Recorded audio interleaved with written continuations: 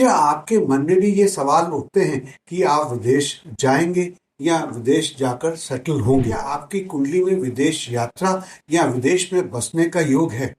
कुछ लोग बचपन से ही विदेश जाने का सपना देखते हैं और उसके लिए मेहनत करते हैं, परंतु कुछ लोग अचानक ही बिना किसी प्लानिंग के विदेश पहुंच जाते हैं।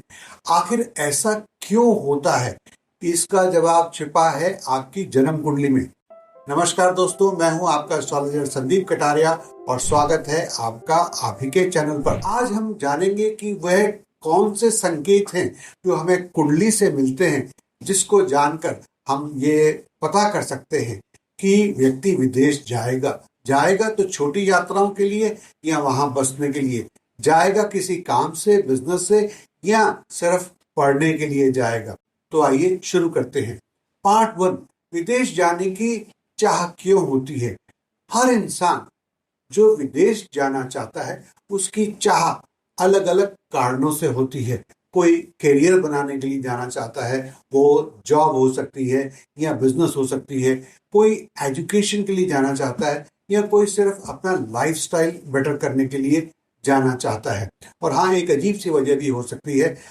ये कभी कभी मैंने देखा है, ऐसे व्यक्ति जिन्होंने यहाँ पर कुछ अच्छा काम नहीं किया है या कानून उनके पीछे पड़ गया है या कुछ पड़ोसी या कोई दुश्मनी हो गई है, वो भी विदेश जाकर बसना चाहते हैं और यहाँ की मुसीबतों से छुटकारा पाना चाहते हैं। लेकिन क्या ये मौका सबको मिलता है?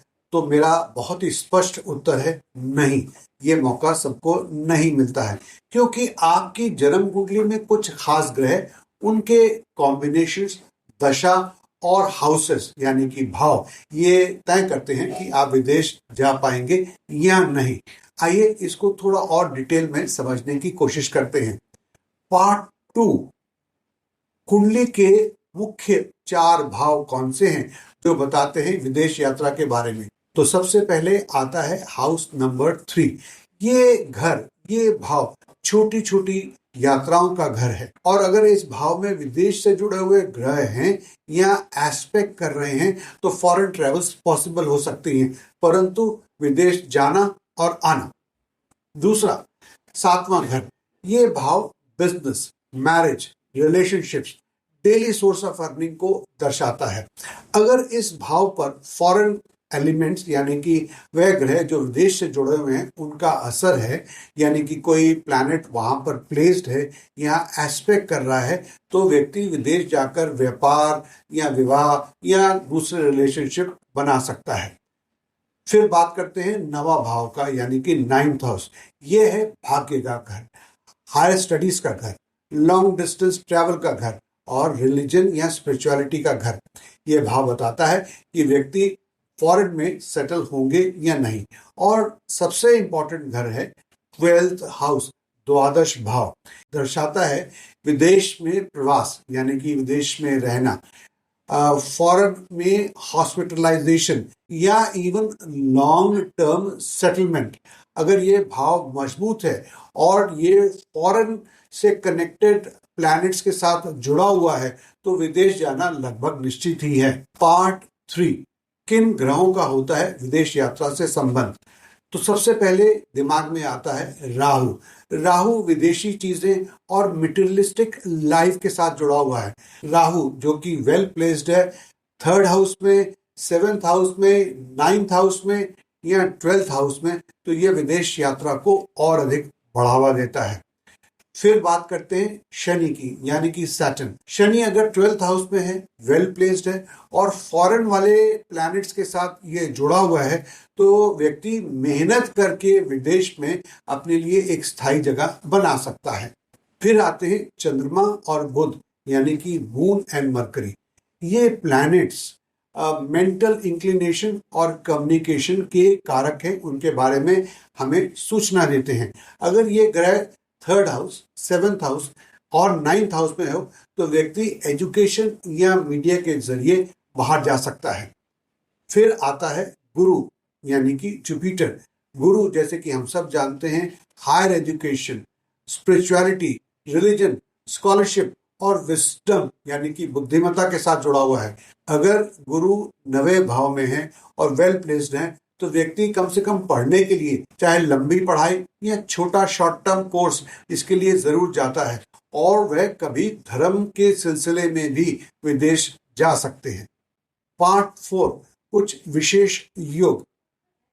सबसे पहले आता है द्वादश भाव में लग्नेश। अगर लग्नेश द्वादश भाव में वेल प्लेस्ड है, पीड़ित नहीं है, अगर वेल प्लेस्ड है, अच्छे प्लैनेट्स की उसके ऊपर एस्पेक्ट है, स्वराशि में है, इत्यादि इत्यादि, तो व्यक्ति विदेश में अपने आप को ज्यादा सफल पाता है बजाय स्वदेश में। फिर बात करते हैं चंद्रमा और राहु के संबंध के बारे में।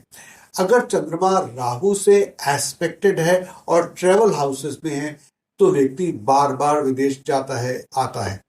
इसके बाद आता है सूर्य का द्वादश भाव में होना। ऐसे केस में जातक गवर्नमेंट या एम्बेसी से जुड़े हुए कामों के कारण विदेश यात्रा या विदेश में कुछ समय के लिए रहना, ये पॉसिबिलिटी देख पाता है।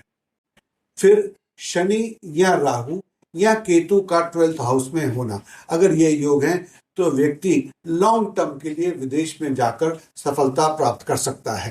पार्ट 5, अब आइए इसको एक प्रैक्टिकल एग्जाम्पल की मदद से समझते हैं।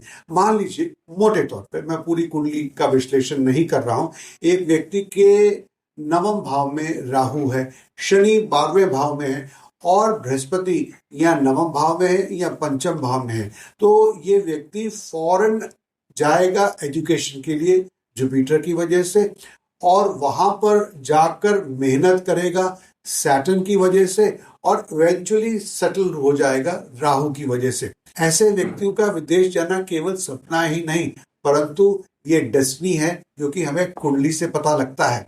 अब कई लोग विदेश जाने की बहुत कोशिश करते हैं, पैसा भी खर्च करते हैं, और परंतु उनका वीजा बार बार रिजेक्ट हो जाता है, क्योंकि उस वक्त या हमेशा के लिए उनकी कुंडली में विदेश यात्रा और विदेश में सेटल होना अनुकूल नहीं है। दैट इज वाई, इसलिए हमें कुंडली को देखना बहुत जरूरी है, क्योंकि इससे जो इतनी मेहनत करी है विदेश जाने के लिए और जो बर्बाद हो गई, उससे हम बच सकते हैं।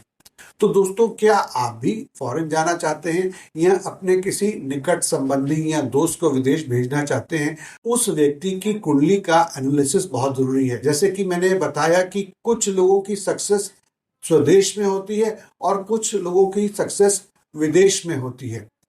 अगर आप भी मुझसे ज्योतिषीय परामर्श चाहते हैं तो आपका स्वागत है। आपकी स्क्रीन पर अभी जो नंबर दिख रहा है उस पर आप मुझे कॉल कर सकते हैं या व्हाट्सएप कर सकते हैं, और ये नंबर नीचे डिस्क्रिप्शन बॉक्स में भी दिया हुआ है। हाँ, इस बात का ध्यान रखें कि ये पेड कंसल्टेशन होगी, हम फ्री कंसल्टेशन नहीं करते हैं। दोस्तों, अगर आपको ये वीडियो अच्छा लगा है तो इसे जरूर लाइक करें। पहली बार आए हैं, सब्सक्राइब करना तो बनता ही है, और आप इस वीडियो को अपने किसी रिलेटिव या फ्रेंड के साथ शेयर कर सकते हैं जिनकी विदेश जाने की इच्छा है। मुझे कमेंट करके भी बताइएगा कि आपको ये वीडियो और ये टॉपिक कैसा लगा, और हाँ, चैनल को सब्सक्राइब जरूर करें, क्योंकि ऐसे वैल्यूएबल वीडियोस लाने के लिए हमें प्रोत्साहन और बल मिलता है। धन्यवाद, मिलते हैं एक और नए वीडियो।